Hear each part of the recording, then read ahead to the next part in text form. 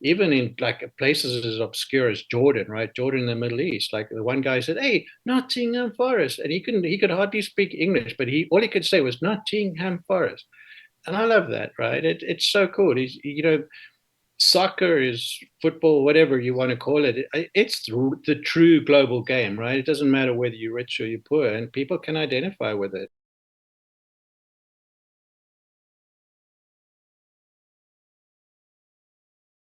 I'm originally from South Africa, so when I was growing up, I was just a little boy who used to get these comics and magazines sent over from the UK.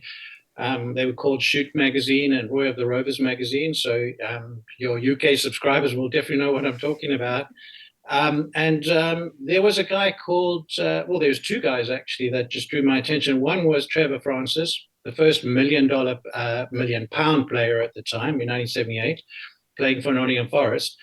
And then a man called Brian Clough, who was one of the most outspoken people in football. He just seemed to just rub everybody up the wrong way.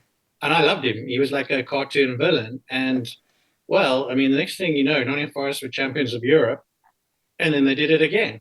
Right. So when you're 8-year-old bandwagon jumper, this is perfect.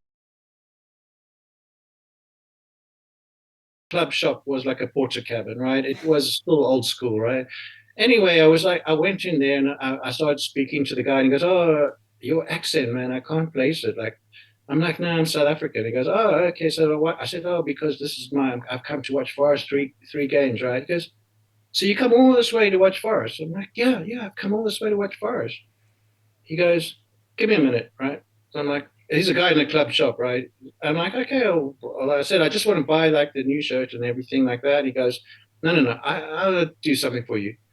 And he said, "I come around the back, right?" So I go around the back, and it's the guys are arriving for training. And he goes, "Guys, I want to introduce you." He goes, "This is Hamish. He's come all the way from South Africa for you. So this weekend, don't up." Right? You can imagine what he said. I was like horrified. And he said that. He goes, "No, no, it's like Nottingham Forest view, man." And he goes, "I want you." He said, "Like, who's your favorite player?" So I said, "Well, at the time it was Stuart Pearce, right?" And he was he also a member of England, and he'd gone down with us, which is like serious loyalty, and then he'd obviously come back with us. Um, and it's like, this is Stuart Pearce, and then the other guy was Stan Collymore, and the other one was Alf Inge Haaland, who's the Yep.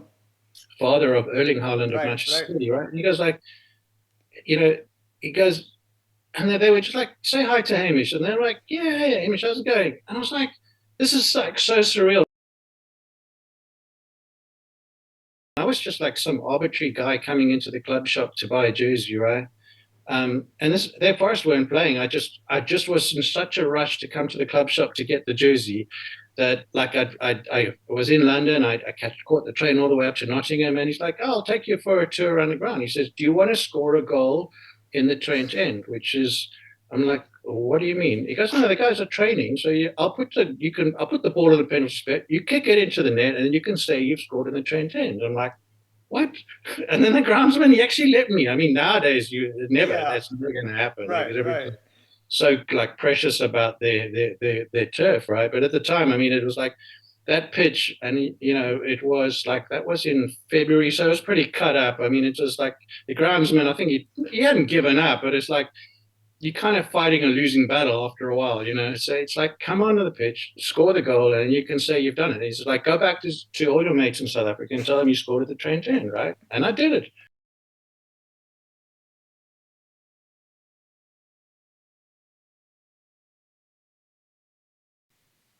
To watch it, at the time it was Jurgen Klinsmann, Lothar Matthäus. That was a really good Bayern Munich team, and I didn't expect much, right, from Forest, but to be in one of the old stadiums in Germany, with a rich football culture, and watching your team play there, um, I was just, you know, as a kid, you like it's just incredible. Like I didn't expect to ever be in this situation where watching Forest play a European game in Germany against these superstars, and yeah, we lost, but meeting the Forest fans, having beers in in the beer houses before the game. It's incredible, and that shows you like sport is not always about the result, right? It's about your social interaction, connecting with people. The funny thing is with Forest now, like every single home game is sold out. I remember going to watch Forest, and it was like I wouldn't even worry about buying a ticket online before because I just kind of know I could get one at the gate, right? Because I knew the stadium would be a third full, if that, right? And they used to close whole stands because nobody was going. And now, I switch on TV on a Saturday morning and watch Forest, and it's like this: you cannot fit another person into that stadium, and it's wonderful to see.